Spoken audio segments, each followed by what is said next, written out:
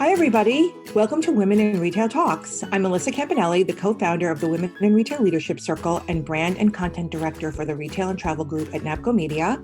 And today I'm delighted to be speaking with Julie Pike, the Chief Merchandising Officer at Bonobos. For those of you who might not know, Bonobos is an upscale e-commerce driven apparel company headquartered in New York City that designs and sells men's clothing.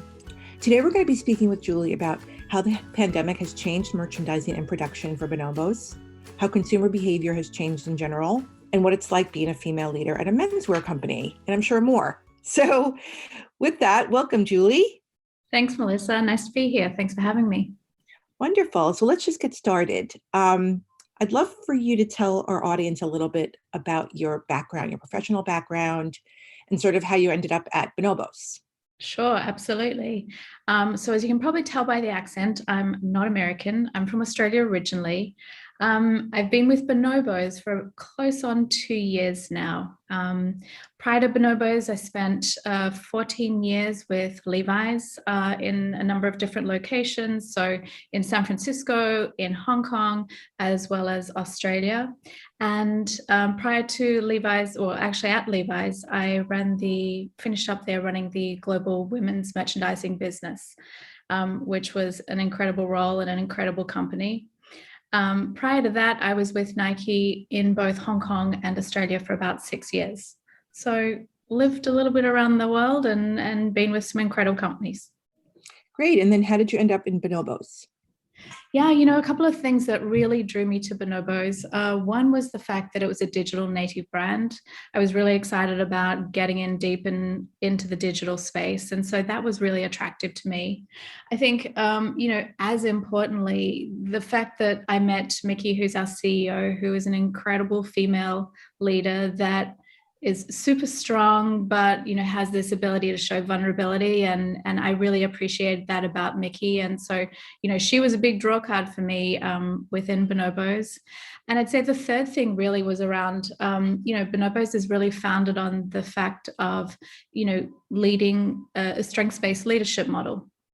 And, that was something that really resonated with me on how do we lean into people's strengths and, really use people's strengths to build potential and growth. And so that was something that was, super good as I was exploring Bonobos. Wow, that is such a great thing, a strength-based leadership model. I love that. Where you're sort of focusing more on someone's strength and trying to fix them and make them sort of, do a task that they're maybe just not suited for. Absolutely. And what's really great is everybody at the company knows what their strengths are and talks into their strengths. And it's really great as projects come up or things are on the go, you can really lean into people's strengths based on what the project is or the opportunity. And so for me, that's been such a compelling and interesting way to lead. And that's been super great. I love that. So let's jump in a little bit about the pandemic. I mean, obviously, hopefully things are getting back to normal or the new normal. But I know that the pandemic did have a lot of effect on the retail industry and particularly on merchandising and production. So I would just love to know what kind of changes you saw for those two sort of functions in retail when the pandemic began, and maybe whether or not they're still kind of in use and sort of the future going forward. Yeah, I mean, my oh my, 2020, goodness, what a year for us.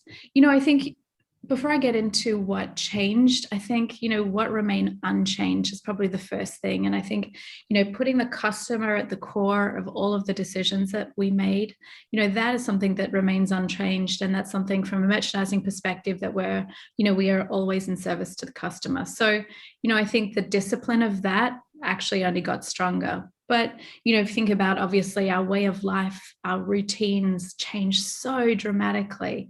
And, at least from a menswear perspective, he wasn't necessarily going to events anymore or going out of the home more or going to work. And so, those routines really impacted his wardrobe choice.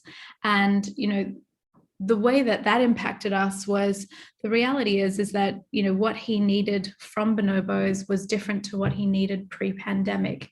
And so from a merchandising perspective, we really took the time to listen, but move super quickly into shifting into products that were much more relevant to his lifestyle, and made sure that the everyday that he was in was really extraordinary, and really thinking about these incredible products that were really delivering into this idea of comfort, into versatility, and we actually innovated super quickly in a number of different products that quickly became our best sellers. And so that was a really exciting time, actually. As hard and horrible as the time has been, it really meant that we needed to lean into the customer harder than ever, and lean into innovation, and lean into agility. And so that in part was a really exciting time. From a supply chain perspective, the way we designed, the way we communicated, all of that changed because everybody was virtual. So, going from being in person and touching fabrics and seeing it on a fit model to doing that over Zoom was actually, it was a really interesting transition. But, it's amazing how quickly we picked up on that and really ran with it. And the team have just done an incredible job of pivoting ways of working super quickly as well. That's amazing. I've heard a lot of great stories like that. It's almost like the pandemic really kind of forced you to, think strategically and in some ways improve your processes. So Absolutely. yeah. So I also wanted to talk to you about consumer behavior. You did mention earlier that, there was a movement towards like more comfortable products, and that you had developed some products during this time. So why don't you tell us a little bit about that, and how maybe the pandemic is impacting merchandise trends going forward? Yeah, for sure.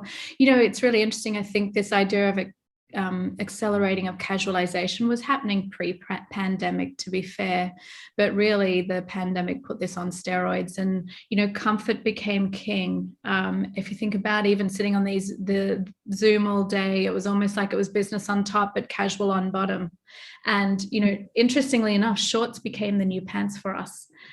Shorts really took off. So, I can only imagine he was sitting there in a shirt or a knit, really with his shorts on as he was on Zooms. And, that was actually a super interesting category that, typically for us during a winter period, it isn't as strong, obviously, because of weather, but it was a category that maintained throughout the year and grew, actually, which was super interesting for us.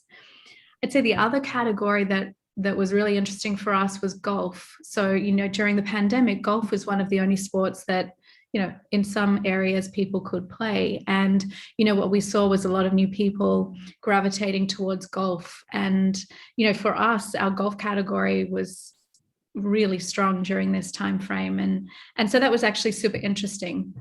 So, a lot of the routines, the casualization, really impacted the categories that we were selling. There was a number of categories that were really tough for us, and I know they were really tough across the industry. I mean, nobody was going to weddings anymore, and nobody was really going to work in a suit anymore. So the whole tailored category was a category that was really challenging during this time frame.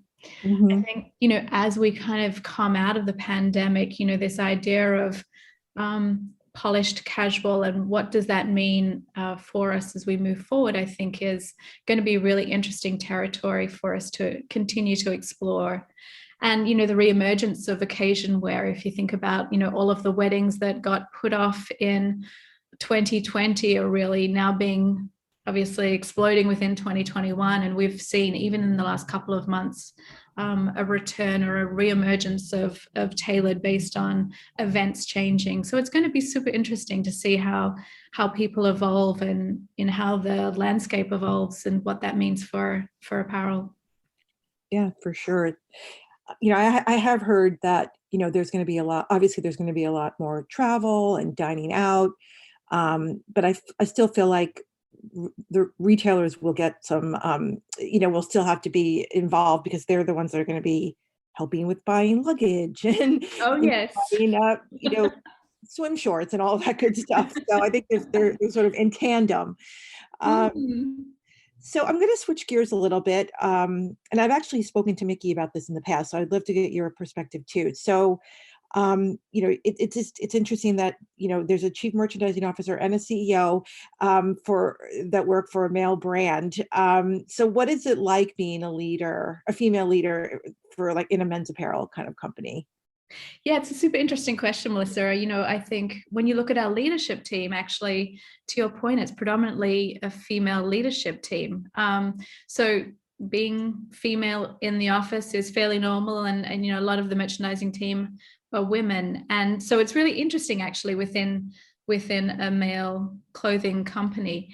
Really what it means for me, I think, is you really need to lean in super hard to understanding customer feedback, to really reading reviews, to asking friends and family.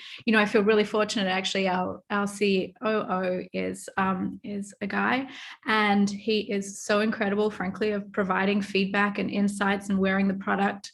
And so I feel very fortunate that he is part of our team and a really great person to provide feedback on product. But honestly, as a leader within the Bonobos organization, being female is just feels like it's part of just who we are and what we do, and it's super exciting to be amongst a group of incredibly strong women and frankly men at Bonobos. Sure, definitely. So let's talk a little bit more about leadership. I loved what you said earlier about strength-based leadership. And I don't know if you want to talk about that a little bit more, or if you want to talk about some best practices around how you motivate your team and create a winning culture, which it seems that Bonobos really does have.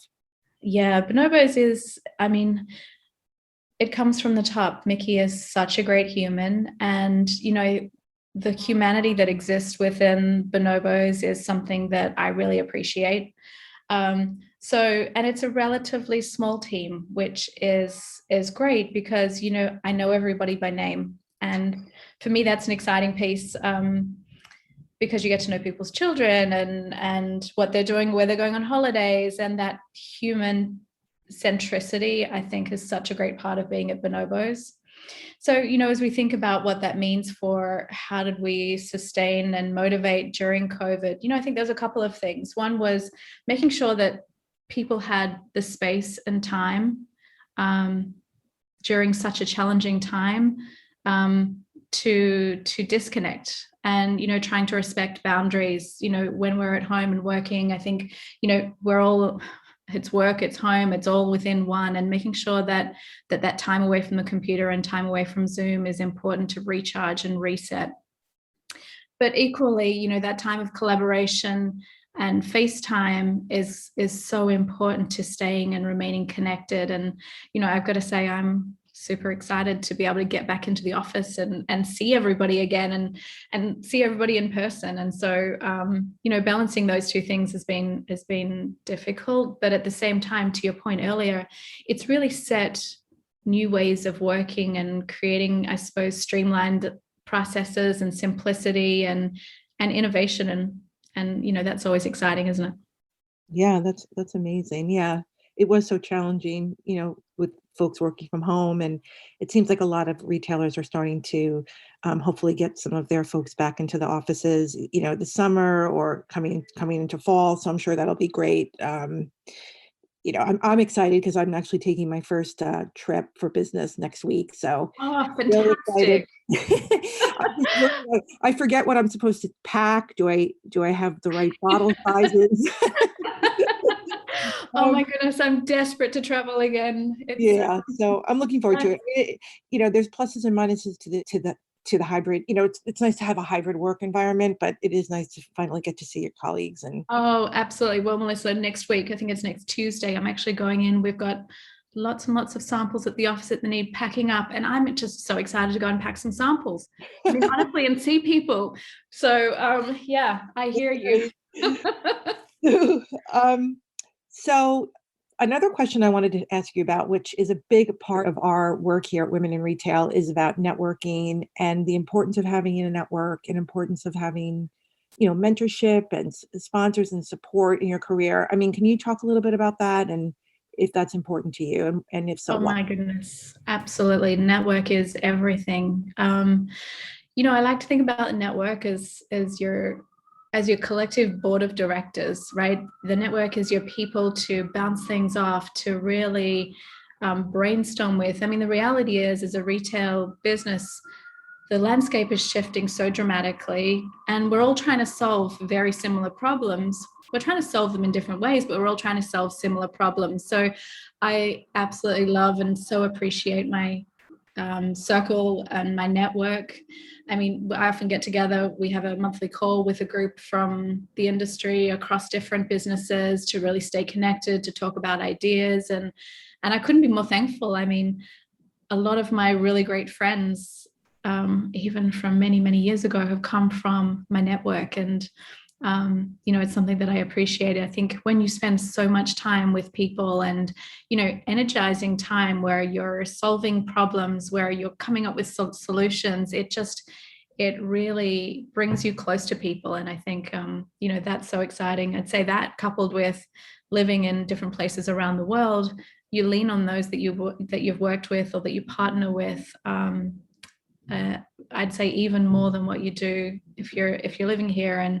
And so I think, my network is really everything. I think it's incredibly important. Well, thank you so much for sharing that, Julie. I think it's more important than ever to have a network, virtually or in person. Absolutely. So this is going to be the last question. I always love to ask this one as well. Within the past 12 months, which obviously was a crazy time, what are some of the sort of professional initiatives, projects, or accomplishments that you're most proud of that you can share?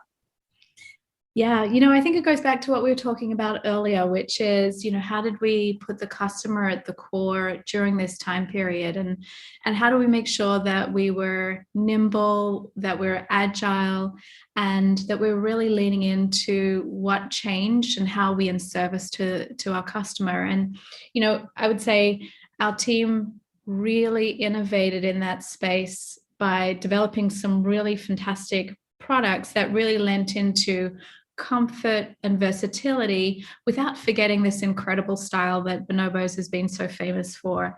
And, I think the way that the team, it's not only the products that I'm super proud of that we launched into market, but it's really the how we did it that I think was so important, and the way that the team just really came together to focus on the insights and actions and really thought about how we could leverage innovation to bring this to market.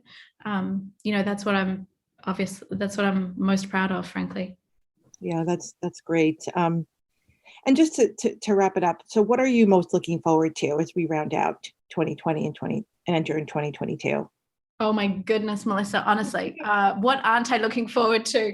I think it's the human interaction. Yeah. I mean, at the core of it, just seeing people and, I don't know, going to events, having a party, traveling again. Oh goodness, I just can't wait to get my toes in sand and a cocktail in hand and some warm water at some point in time. That'd be amazing. And then honestly, I think the two other things is returning to the office for whatever that looks like, and seeing people in real life, because just, I feel like we've missed everybody for the last year. So, it's really funny. We've had new people start during the year and we've only ever seen them from the neck up.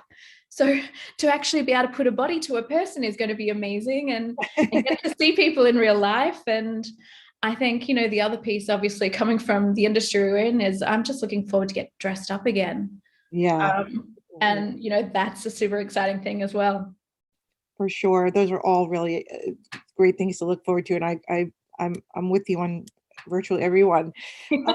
So that's about all we have time for today. So I want to thank you, Julie, so much for joining me on this episode of Women in Retail Talks. And I also want to thank all of you for listening.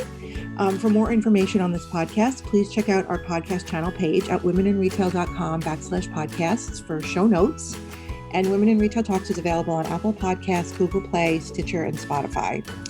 Also, please make sure to subscribe on our podcast channel page. And if you've enjoyed the episode, take a few moments to rate and review it. Thanks. And until next time, this has been Women in Retail Talks.